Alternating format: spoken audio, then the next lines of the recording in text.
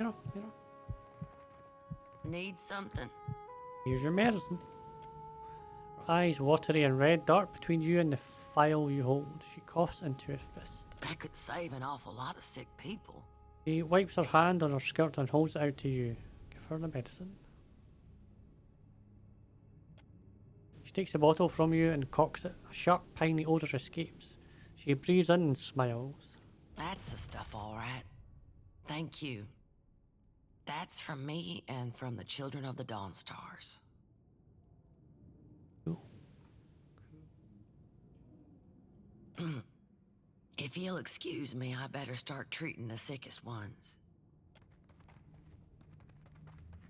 Alright. Okay. Not bad. Not bad. There we go. Handful of guards, so this is what we did last time.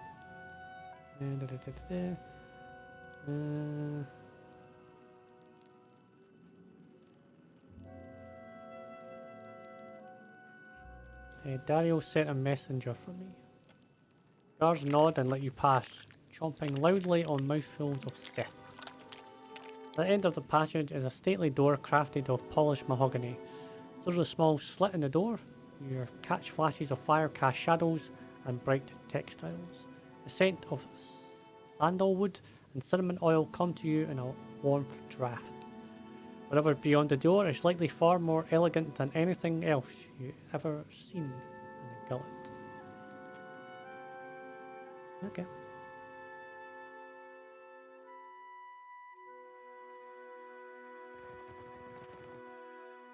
Don't keep the boss waiting.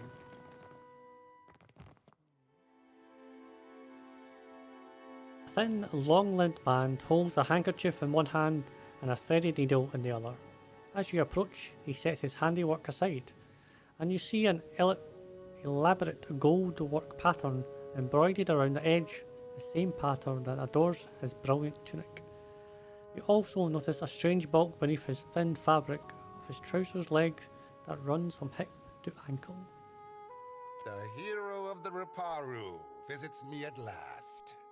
You must forgive the cryptic introduction, but I prefer to remain among the comforts of home.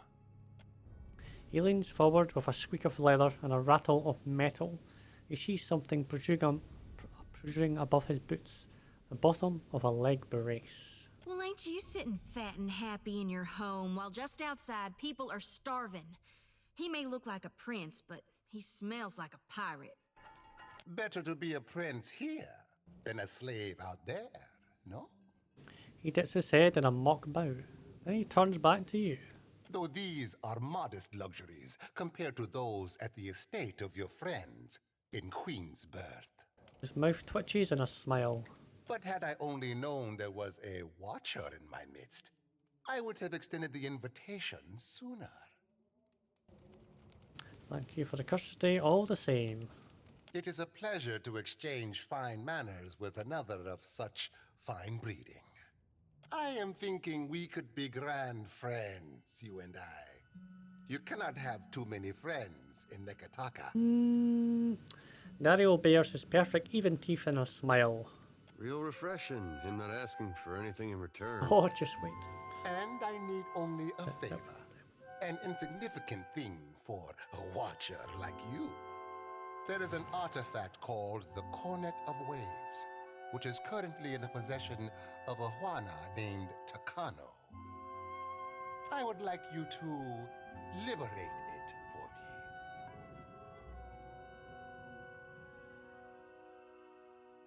for me. Okay, why do you need a watcher? Watchers see what many cannot. Takano is a man of many vanities, as your special gifts will no doubt reveal.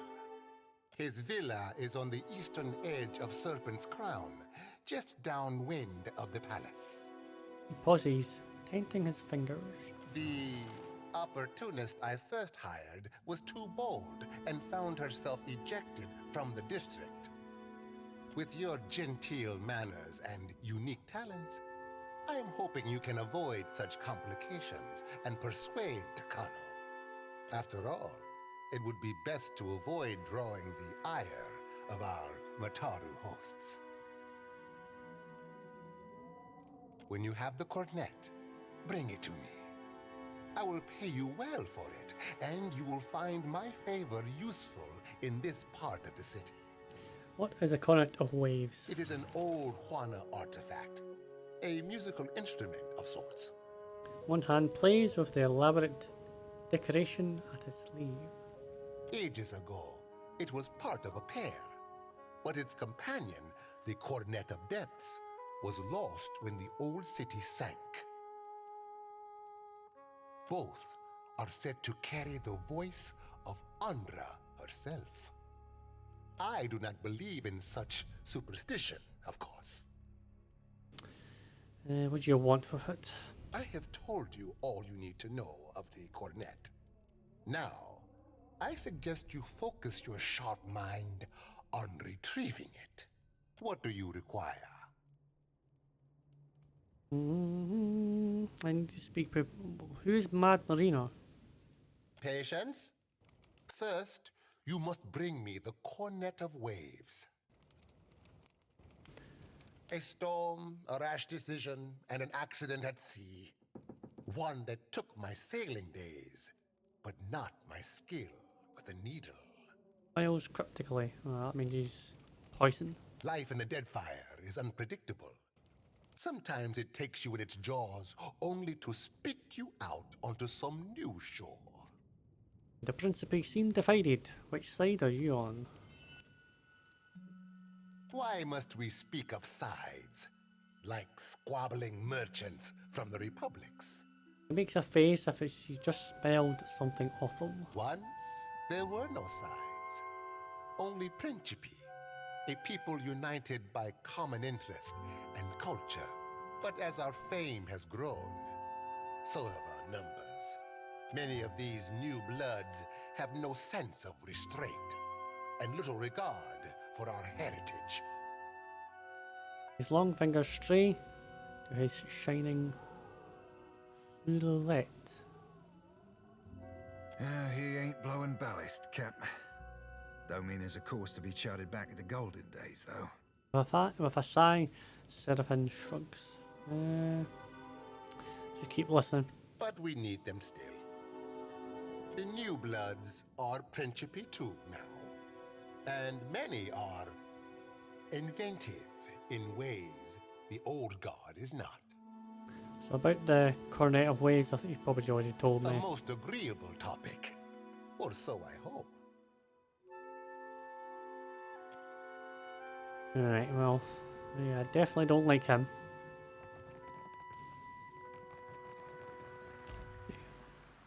I'll go there, I'll go over here, and we'll finally get to the top, I suppose. Definitely a lot more over here and over there. I could stare.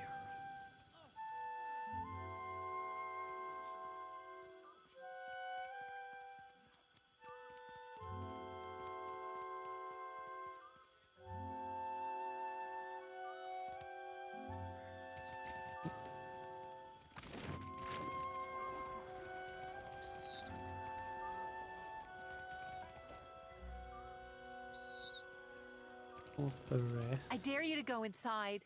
No! Tangaloho will eat me! So you defeated this ship-devouring beast all by yourself? I'm telling you, you just have to aim for the eyes. I'll take rain over snow any day.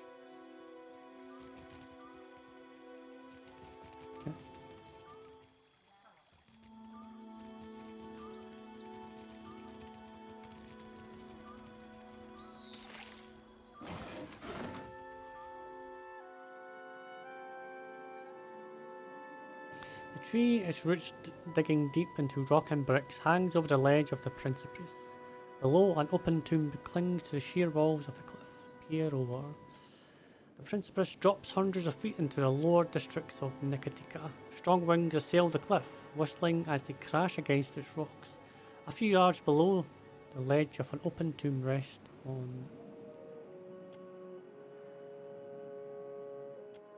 Save it first. Just in case.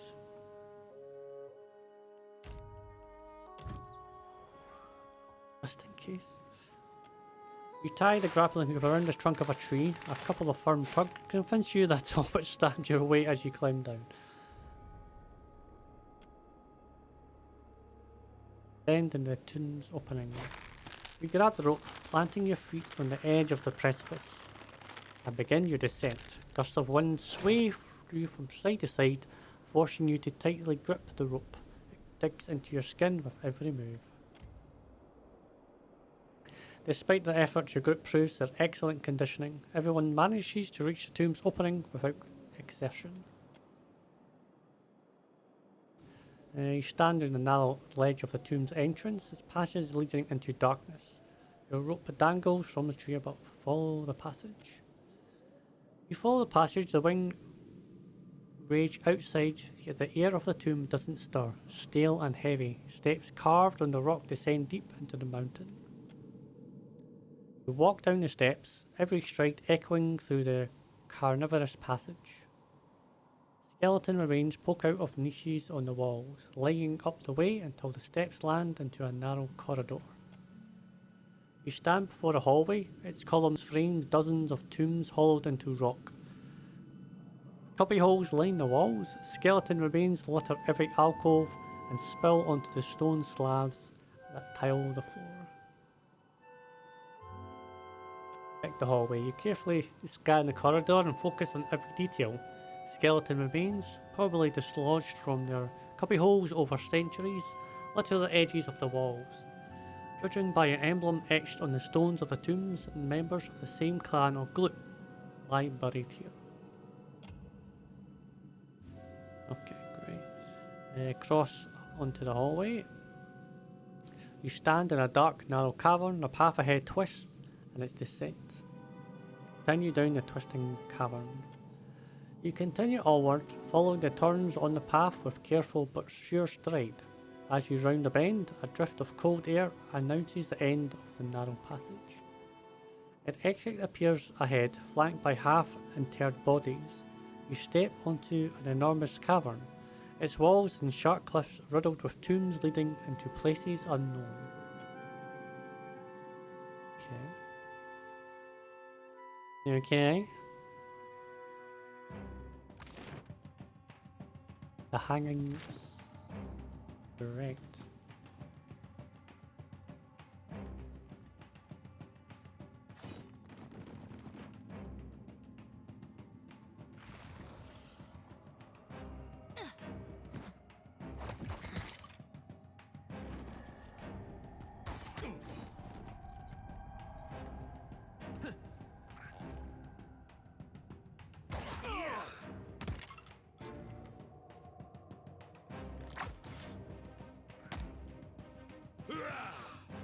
Okay.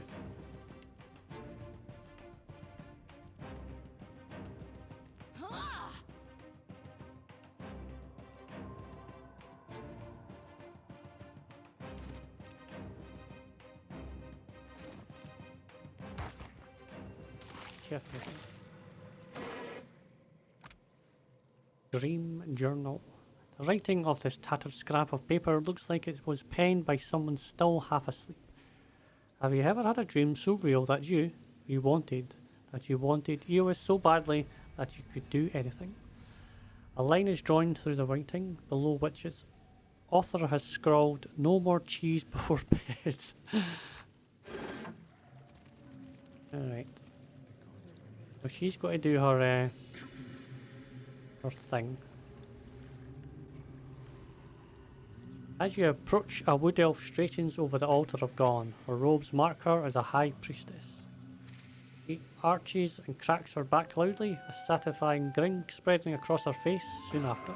Xoti, I do hope you're not getting into trouble now. Who, me? No, I wouldn't dream of it. Smiles at the sight of the stranger.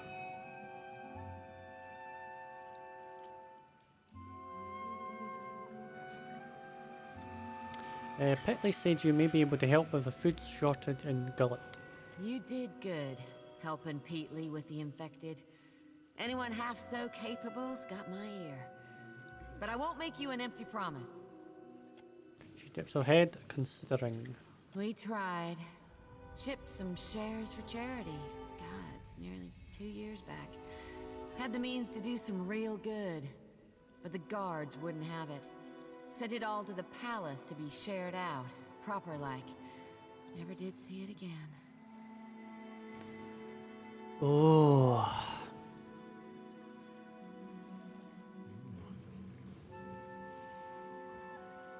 If I say if I could insure it, then that means I've got to stick with. I've got to do that. I've got to be villainous in my ways. I don't want to be that way. And that was some effort you put in. Guess that's fair. Someone's got to voice the hard truths. Her words are pleasant enough, but her eyes glint with a sharpness and anger. Of course. We'd be glad to lend a hand. But how'll you see our shares reach the Ruparu this time? What makes you think it'll work now when it didn't then?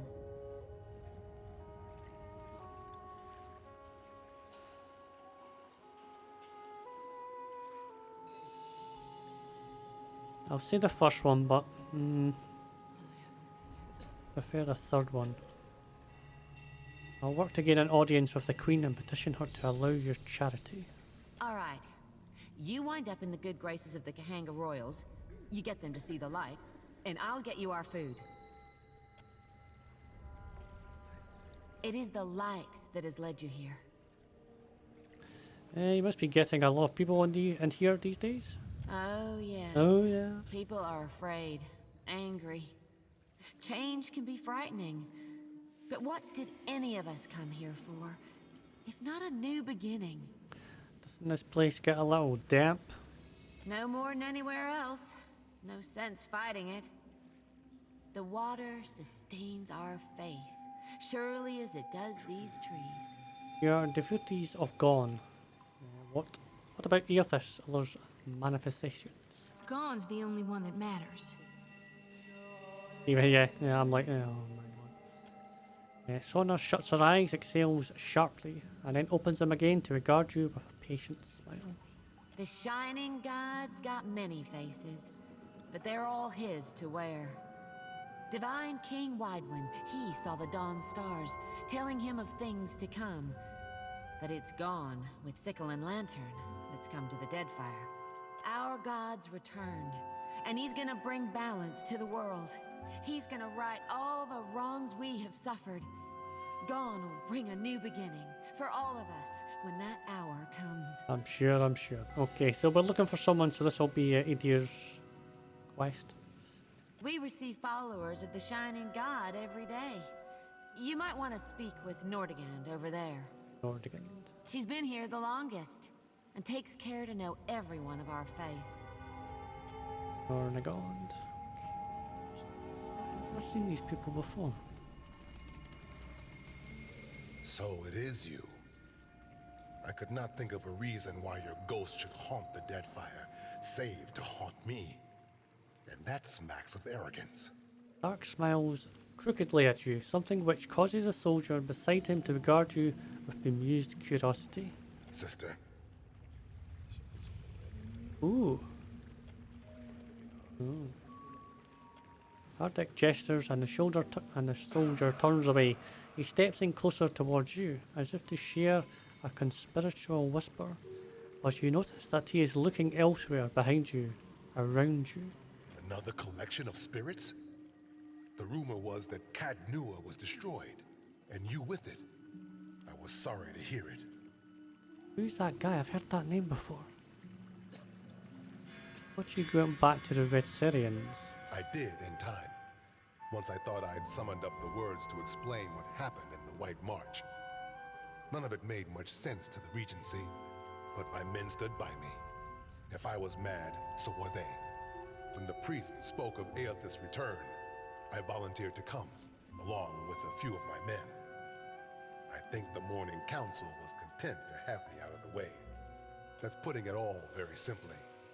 But then, I suspect few of us have simple reasons for coming to the Deadfire. Oh yeah, that's the. No, that's not him, is it? Was he in the Iron Flail place? Was that him?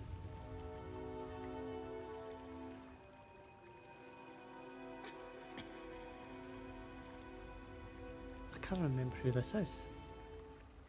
No, I don't think it was him. He gave me his sword?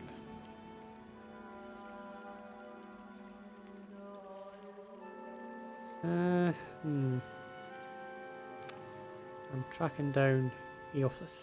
So, his appearance has renewed your faith as well. No, it's not. I think for once I am content to wait. If our God wishes to speak with us, wishes anything of us, he will give us a sign. The priests pray daily for it. And what do you want with Eothas? I would know if he has a plan for Rayed Saris. Seem to remember he already had one. Just wasn't any good. Yes, play the jealous child. All you knew of his plan was that you weren't part of it.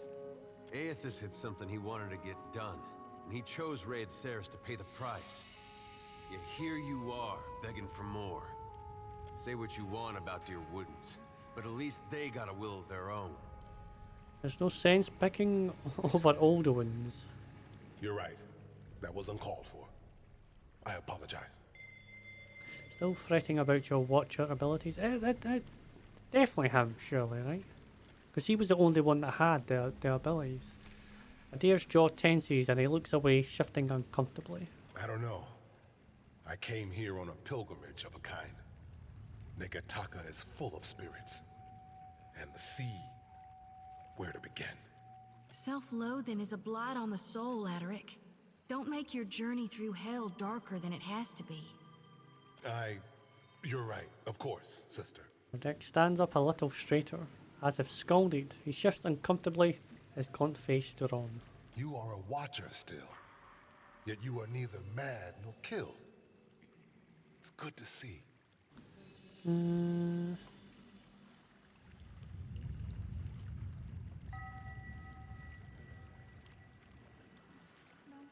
found the man behind my awakening and put my past life to rest. The cure you sought, and which I was weak enough to doubt. See, there. Determination will win out every time. And now you are on to new challenges. Yeah, so what of the Rosarians? Each missive from the Deadfire raises new tumult. Some believe our Lord restored, while others doubt. We've done penance for many long years. None of us know what forgiveness ought to look like. It doesn't seem like Aethys has his mind on forgiveness these days. Sorry, Dick, I lost your sword along with my castle. That sword was only meant to keep you alive through your ordeal. It's fulfilled its purpose. See you around. Take care, and may the shining God light your way. Okay, okay. I can't believe it. Is that really you?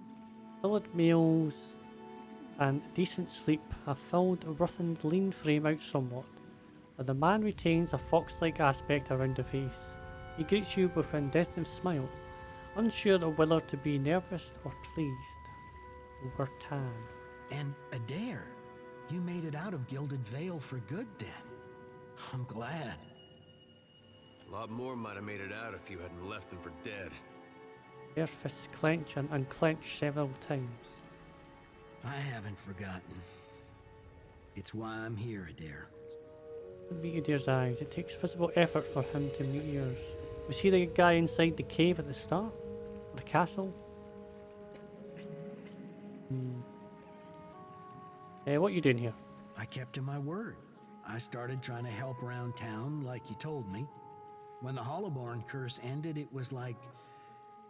You can't imagine what that meant to everyone. We had some good years. Then word came through that the Dawn Stars were coming out here. That the Shattered God was back to being the Shining God. Blazes, I tossed and turned about it.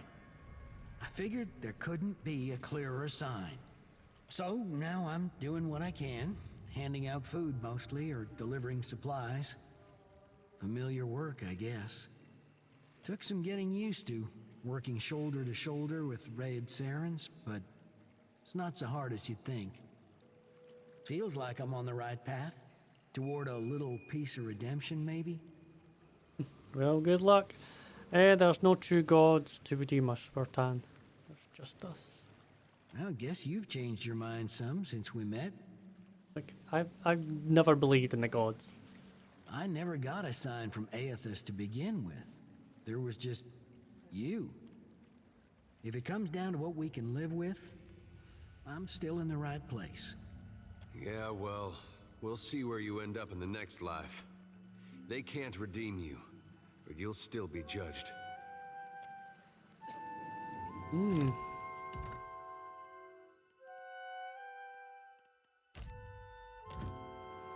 Good luck out there. Hungry? Come on up. Don't be shy. Thank you. Maybe an inn next time if you're so hungry. Ooh. Wow. Excuse me. Does anyone but the gods know what's going on in Adair's head? You and Adair seem to be getting along well. Well, I would think so. Problems? You reckon so? He slants you a sly grin. I mean... Haste in cast, Xoti sighs, the tip of her tongue, a peak of dusky rose, dabs at the corner of her mouth, leaving a glimmer of wetness. He's a right fine fella. Kind, too. But a little old. Maybe a little long.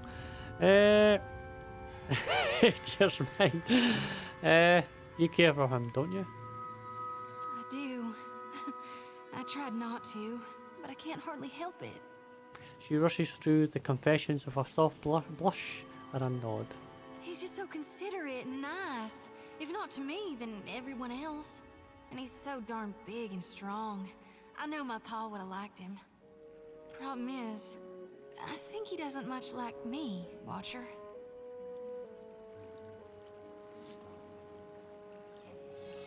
Just showing him your charms. Maybe he likes you, but he's not good at showing it. What good's a man who can't admit his feelings? You might think me naive, and you might be right. But I've seen both types in a family. And I think there ought to be a little heat between a husband and his wife. And you're getting a little ahead of yourself. A flustered laugh bursts from her throat before she can tamp it down, pressing both her hands over her mouth. I do want to raise a family someday, whether it's with someone else or not. That's assuming we all live long enough. And I'm wrong about the coming darkness. Valid point. In the meantime... She rubs a hand over the back of her neck, face caught in a grimace. What should I do? You'll help me, Watcher, won't you?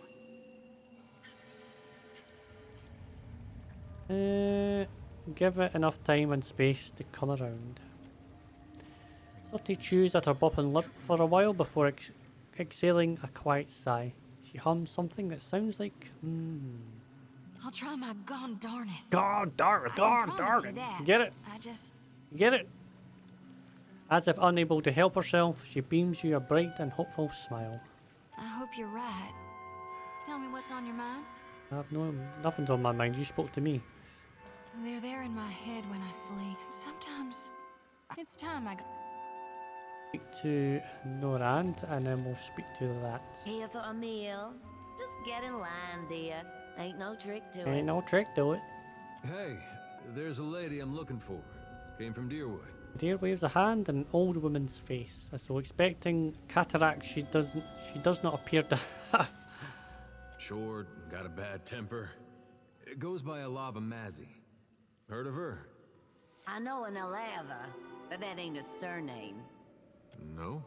Eddar's jaw shifts sideways to gnaw at his pipe stem. Not real warm, that one. Stop by unannounced, you get a pistol up your nose when she answers the door. Well, that'll be her then. I imagine settlers have to keep their guard up for her. Yeah, that's her. So, she's living with her, husband, then?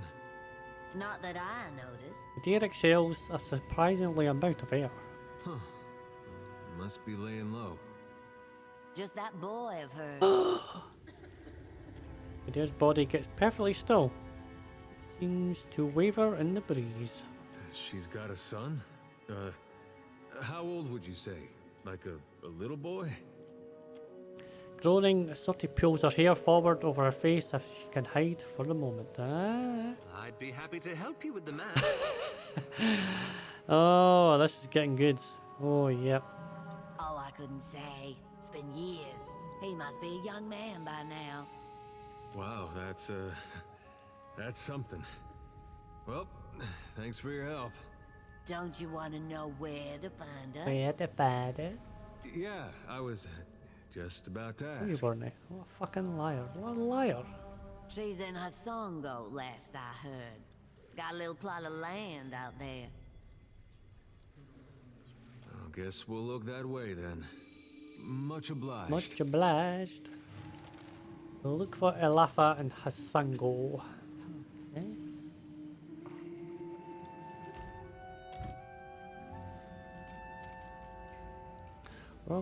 Rubbing the back of her neck self-consciously, Xoti casts her gaze to the side. Nothing like a homecoming to make a girl remember her roots, even if they are dried up and half dead. She sighs, nudging a bit of mud from her boots before she lifts her face to settle on you with her big, dark brown eyes. Your deer looks skyward. He shakes his head. Sometimes I wonder if my brethren don't think I got black ichor running in my veins.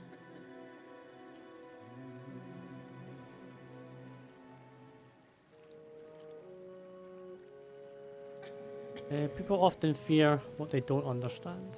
Suppose they do. Suppose sometimes people do bad things in the name of their gods. But my brethren do more good than bad, and more good than most. Besides, I often don't understand you, Watcher, but I ain't afraid of you. She ducks her head to hide her smile, but her eyes never leave your face. They glint with a mischievousness. Okay, that's reassuring. Is it? Sakes alive. Her cheeks flush brightly. You shouldn't be so fine to me, Watcher. Makes me think untoward things.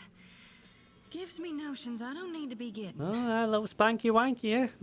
I can't risk straying when I got a duty to go on. Duty, girl. Oh. Okay, you came here to cleanse your soul? Alright. Yeah, I'm ready. I've done this before, but never with such a full lantern.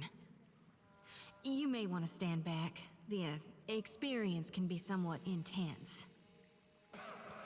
Kneeling before the statue of God, Xoti set her lantern between her knees. Head bowed, she presses both palms to the copper cage. A low chant lilts from her lips. As it grows louder, the light from her lantern grows brighter, as does the lantern and the statue of God holds in one skeleton hand. The two lights pulse in rhythm with the chant, resonating with each other. Twin heartbeats that pound faster and stronger until the light of God's lanterns bursts outwards in a shower of violet hued rays. The essence Xoti's bent from. The essence embraces Xoti's bent form, making her joint upright as a cry escapes her. Don't know if I feel cleaner, but I feel something. Blessed for sure. Xoti offers you a half smile as she retrieves her lantern, trembling fingers curling against the gleaming metal cage. Let's just hope it lasts, because my lantern feels as heavy as ever, full to brimming with essence, like dark water spilling over my mind.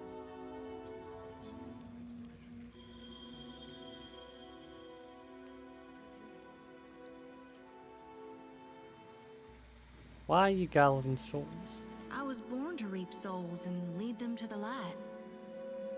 Now with Aethys dead, and these dire visions, I think I need to shield them from a hell gone dark.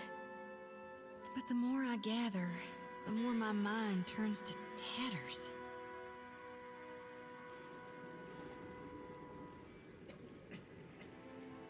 What if you don't collect souls anymore? That ain't gonna happen. Grinding her teeth, she shoots you an incredulous expression. You'd ask me to turn my back on my god? Okay, well, maybe again a difference between Gone and Aethys. Aethys is dead, and gone is the death before life. He's the ripeness before the fall. He raises her sickle, turning the blade to catch the light of her lantern, as if in demonstration. But we know Eothas isn't dead. That lumbering hunk of Audra might claim to be Aethys, but that doesn't matter a whit. He shrugs. He died, so he can't be Aethys anymore. Death changes every soul, even a god's. And if it doesn't, it should. The Dawn Stars are all about goodness and light. Why are you so concerned with death and darkness? Why do you think the god of rebirth held an aspect of death within him? You can't have life without dying. There ain't no beginning without a prior ending. Ain't no day without night, no spring without fall. Well, technically, if the world implodes in spring, you'll never have anything else. Yeah. You can't grow crops if you never harvest for seeds. Alright then. Alright, I'll be right behind you. Okay, okay. Aloth's fingers fidget with the hem of his outfit, and his mouth is pressed into a fine frown. He gives you a familiar, uncertain look, as if he's trying to figure out what to say. You seem troubled. Care to discuss it? He relaxes a little. I hope you know I have immense respect for all you've accomplished. Pushes his lips around the inevitable but. But lately, you don't seem to recognize the gravity of the situation before you. It troubles me. You have my full attention, Aloth. You grew up with status and privilege. Perhaps you never bore the responsibility that comes with rank. Nevertheless, chasing Aethys and treating with the leaders of Deadfire has put you in a position of incredible responsibility. You have a good heart. I've seen you follow it more than once. I only wish you took your role more seriously. It so often seems you're oblivious to the lives that depend on you. Or unconcerned by them. I appreciate your candor, Aloth. I must admit, after receiving so much advice from you, it feels strange to be on the other end of things. Puts his head thoughtfully. We both know the choices before us aren't always clear or simple. I only ask that you give them due attention. Do my best. That's all I can do. No more than any of us can do. Well, thank you for hearing me out. This is a great weight off my chest.